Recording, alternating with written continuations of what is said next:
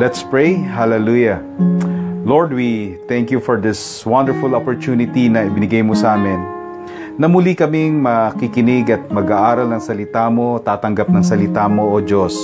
For we believe, Lord, that your word is powerful, na kaya nitong baguhin ang mga bagay na hindi namin kayang baguhin, because nothing is impossible with you, God. And so, Lord, pagpalain niyo po ang bawat nakikinig, ang bawat isa na naririto, ang bawat isa na sumusubaybay sa online. Lord God, i-bless mo sila, Panginoon, abutin ang iyong kapangyarihan. We ask you, Holy Spirit, to be with us. Help us open our hearts and minds so we may understand your word. Itago mo po ako sa iyong kapangyarihan, Panginoon, na maihayag ko po ang salita mo ayon sa iyong kalooban. Lord, we declare the power of your word mag-manifest sa buhay namin. Thank you. In Jesus' name we pray. Amen. Amen. Hallelujah. Again, shalom, shalom. So ngayong umaga po, mga kapatid, tayo po muli magsama-sama para mapalakas na naman ang salita ng Diyos. Amen po ba? Are you excited? Ako po, excited ako i-share kung ano yung magandang balita tungkol sa Panginoon. Amen po ba? But before I start, hayaan niyo po na i-share ko sa inyo itong tunay na experience with a brother, no? Siya po ay nawala. May kapatid tayo, itago na lang natin siya sa pangalang Kapatid. Okay? At siya po ay nawala ng trabaho nung pandemic. Now, pinagpre-pray natin siya at binibisita linggo-linggo. Ini-encourage, tumanggap siya sa Lord at nagbagong buhay sa madaling salita.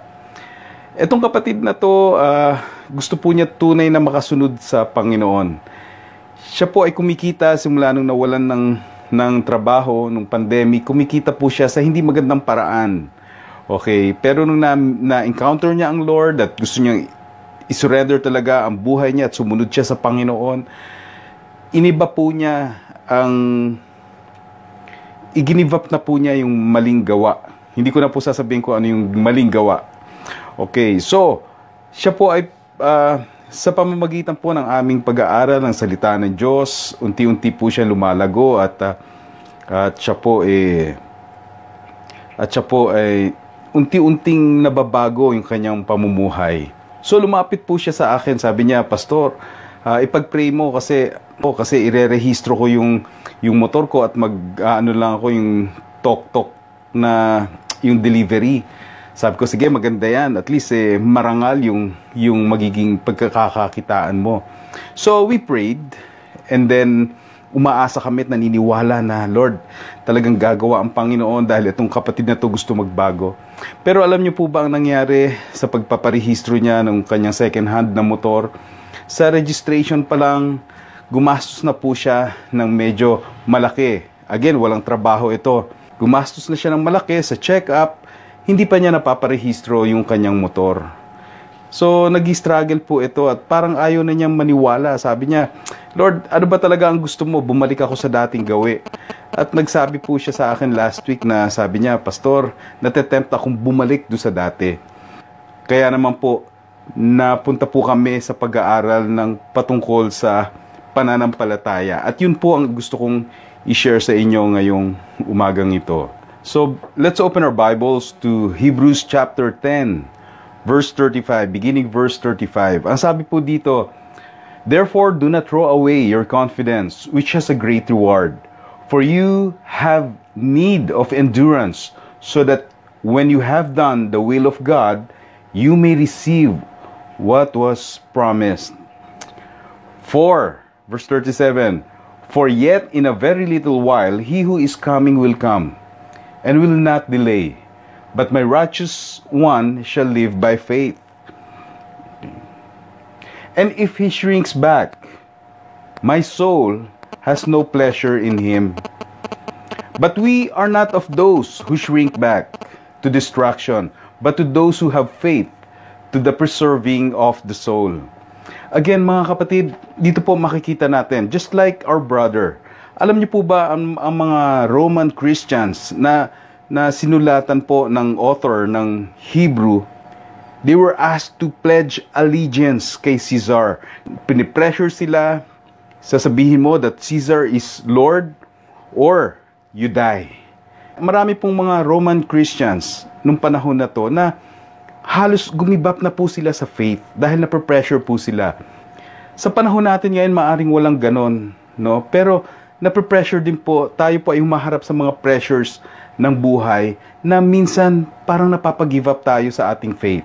Parang hindi na tayo mas naniniwala dun sa mga sinasabi ng Bible. So yun po ang binanggit ng author ng Hebrews. Anong sabi ron? Do not throw away your confidence, which has a great reward.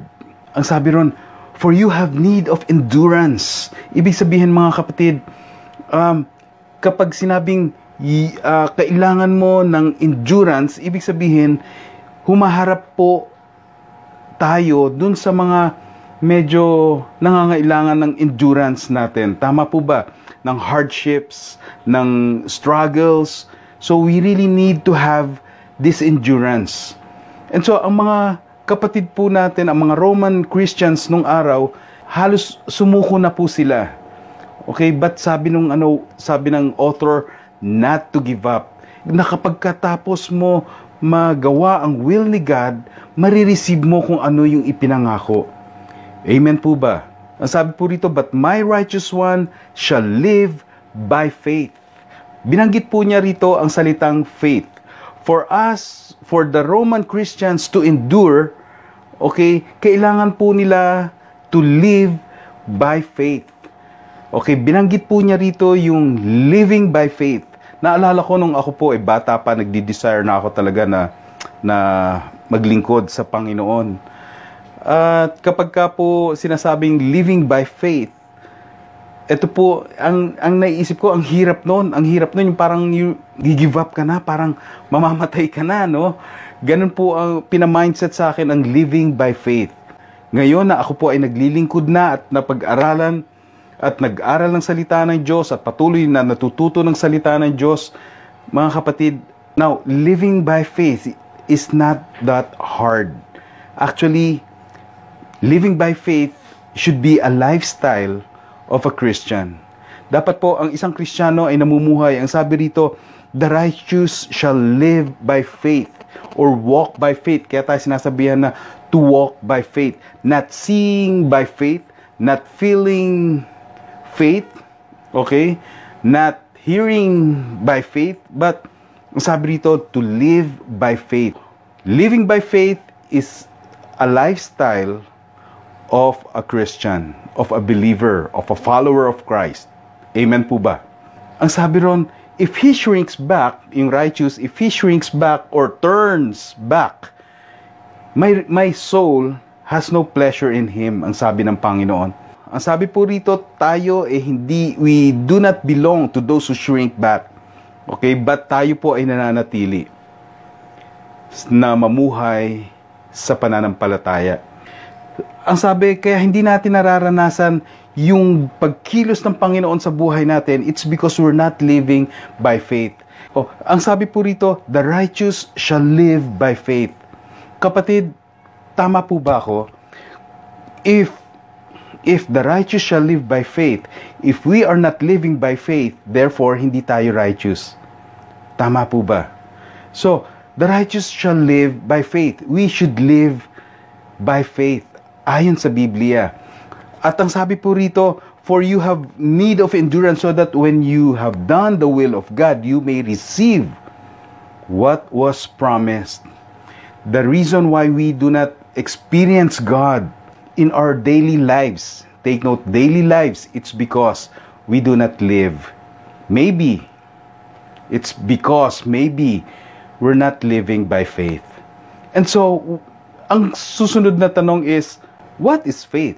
Ang sabi po rito, let's go to 2nd chapter, chapter 11. Ang sabi po rito, now faith is the assurance of things hoped for, the conviction of things not seen. For by it men of old gained approval. By faith we understand that the worlds were prepared by the word of God, so that what is seen was not made out of things which are visible. By faith Abel offered to God a better sacrifice By faith, Abel offered to God a better sacrifice than Cain, through which he obtained the testimony that he was righteous, God testifying about his gifts through faith. Though he is dead, he still speaks. By faith, Enoch was taken up so that he would not see death, and he was not found because God took him up.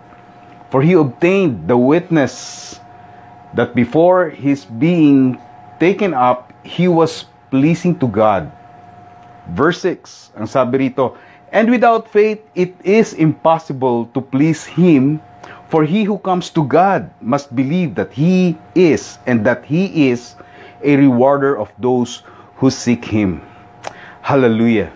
Ang sabi po dito, what is faith? Ang sabi kasi ng author kanina, we should live, the righteous shall live by faith. And here, nabasa natin in verse 6 of chapter 11, ang sabi ron, without faith, it's impossible to please God. It's impossible to please God. So what is faith? Ano ba ang nagagawa nito? Bakit kailangan natin na mamuhay sa pananampalataya? Inaayos po nito ang ating pananaw sa future. Especially now. Ngayong panahon na to, hindi natin alam what tomorrow may bring. Ang daming bad news about pandemic. At yun po ang kailangan natin sa panahon ngayon. Pansinin mo, kapag ikaw wala kang tinatanaw o wala ka ng hope, wala nang maganda kang nakikita sa kinabukasan, affected ang pagkilos mo, apektado ang pag-uugali mo. So God wants us to to have this hope na looking forward ka sa araw-araw na ibinibigay ng Diyos sa iyo. Kaya tayo nabubuhay araw-araw kasi may magandang gustong gawin ang Lord sa atin. Amen. Hallelujah.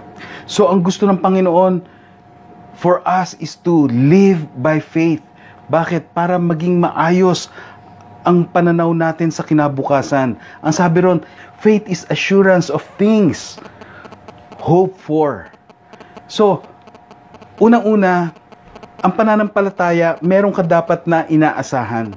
Kapatid, kung ikaw namumuhay at wala ka nang inaasahang maganda sa buhay mo, sayang, ang dami mong namimiss na maganda para sa buhay mo. Ang gusto ni Lord na tayo ay umasa sa Kanya.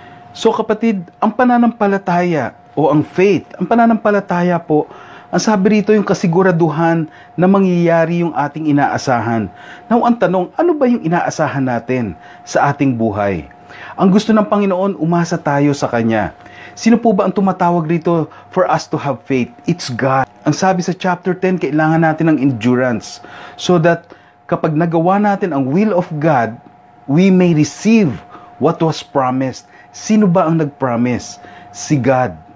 Okay? So, ibig sabihin, faith means believing in God.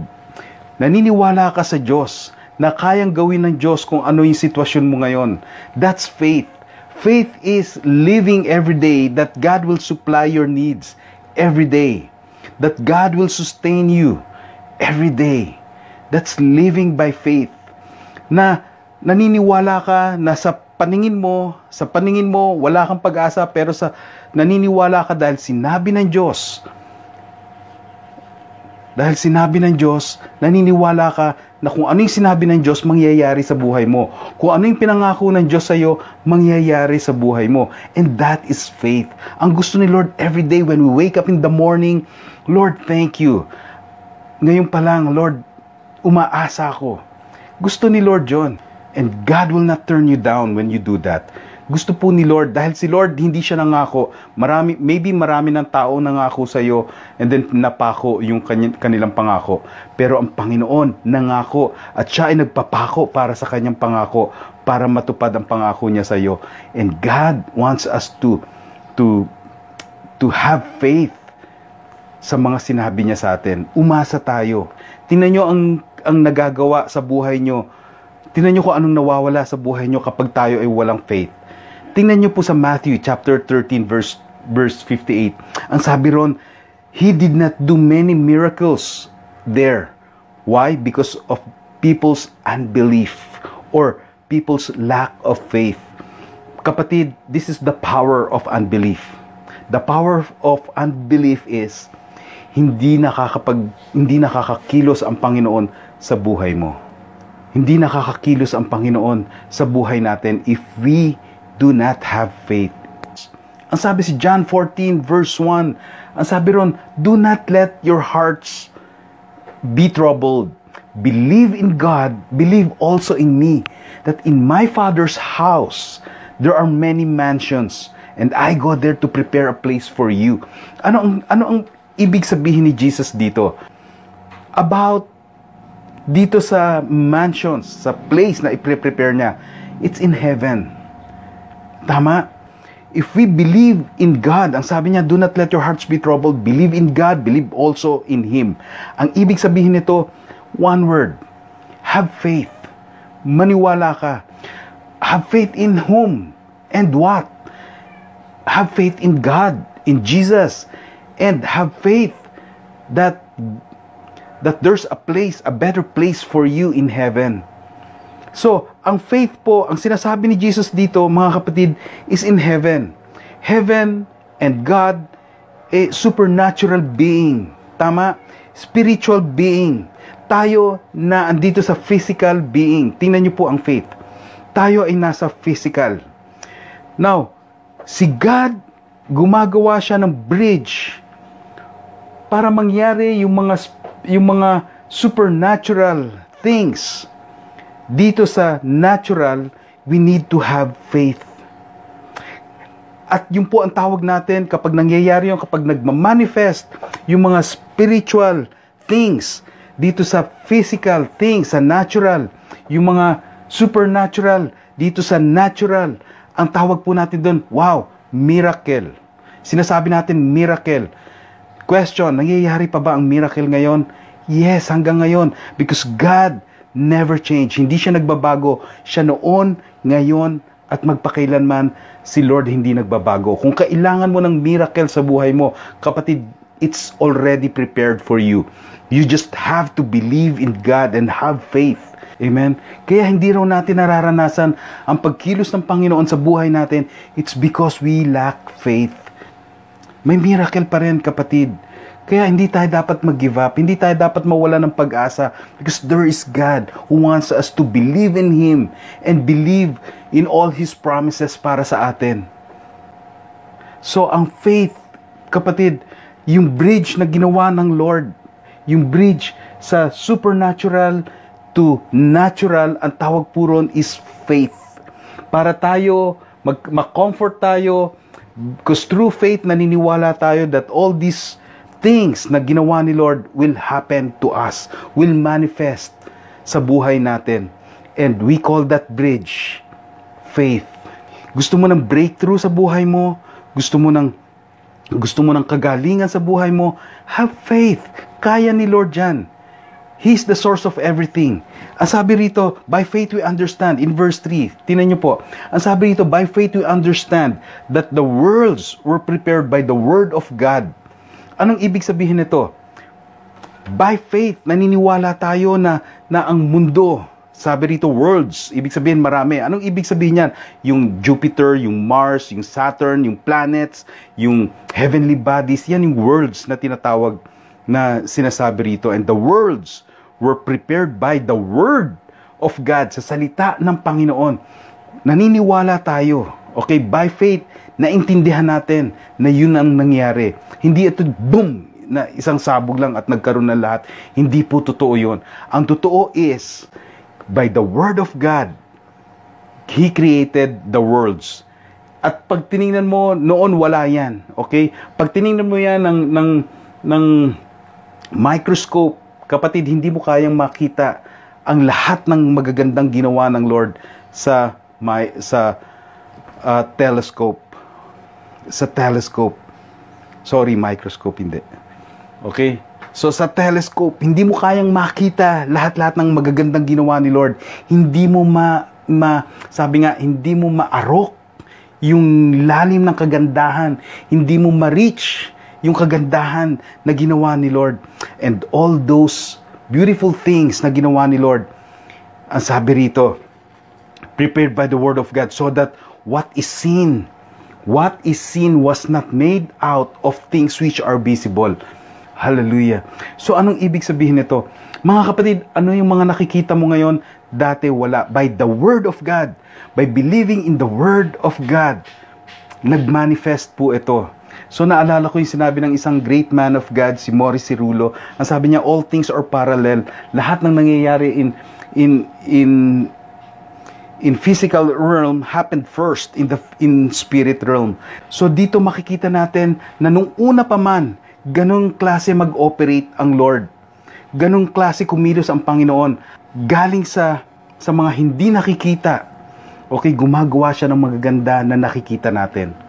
So makikita natin dito that God, ganun ang ginawa ni Lord, ganun mag-operate si Lord. Kaya naman po, kapatid, kung ano yung wala ka ngayon, hallelujah, by faith, kayang ibigay ni Lord yan. Kahit na wala, akala mo wala kang pag-asa, pero kay Lord meron. Akala mo walang-wala ka ng bukas, pero kay Lord maganda ang bukas mo. Ganon gumawa ang Panginoon. We really need to have faith. Kailangan nating maniwala at magtiwala sa Kanya. Amen po ba? Ang gusto ni Lord for us is to live by faith, o manampalataya tayo na mangyayari kung ano yung sinabi niya sa salita ng Diyos. Because God's Word is so powerful. So powerful. Okay? Dati wala, by God's Word, He prepared the whole universe. The heaven and earth by God's Word.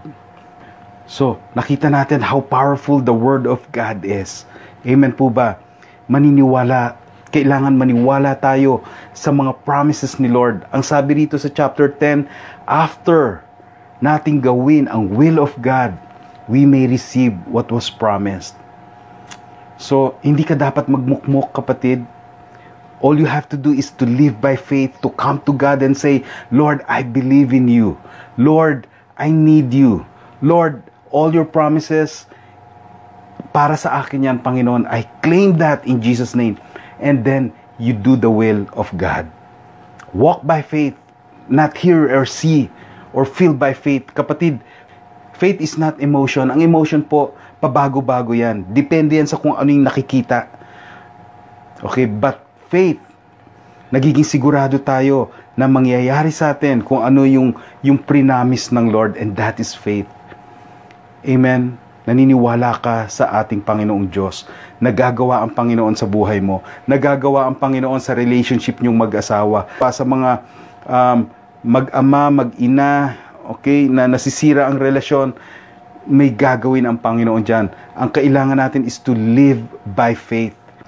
Ito po ang simpleng ibig sabihin ng faith. Ang ibig sabihin ng faith, faith is you act like God is telling the truth. Lahat ng sinasabi ni Lord sa salita niya, totoo. At linalakaran mo. That is living by faith. That is walking by faith.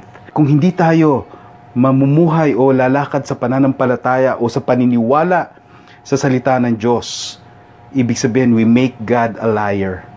Ikaw ba, kung ikaw ang Diyos at sinasabi ng mga tao na hindi ako naniniwala sa iyo, pero i-bless mo ako, Lord. Hindi ako naniniwala sa mga promises mo, pero i-prosper mo ako, Lord. Hindi ako naniniwala sa mga promises mo, pero bigyan mo ako ng maayos na trabaho, Lord. Sa palagay mo, i-bless tayo ng Lord? Hindi po. We should live by faith.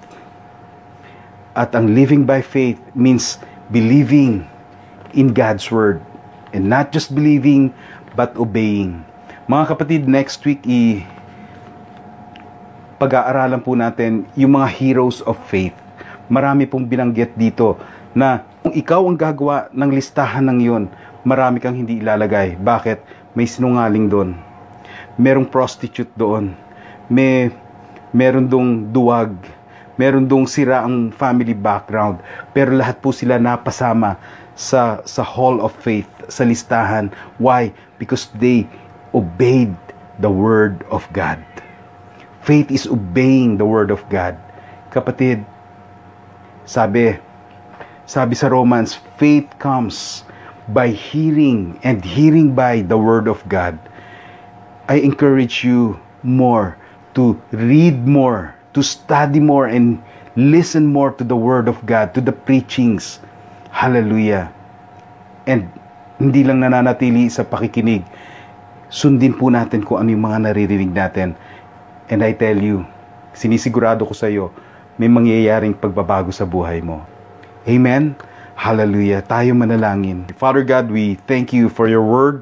We ask you, Holy Spirit, to be with us. And Lord, dalangin ko po na ang mga kapatid ko na nakinig ngayong araw na ito, pagpalain nyo nga po, tulungan nyo kami, Lord, na sumunod at lumakad sa pananampalataya na punong-puno ng pag-asa sa mga sinasabi mo sa amin, sa mga tinuturo mo sa amin.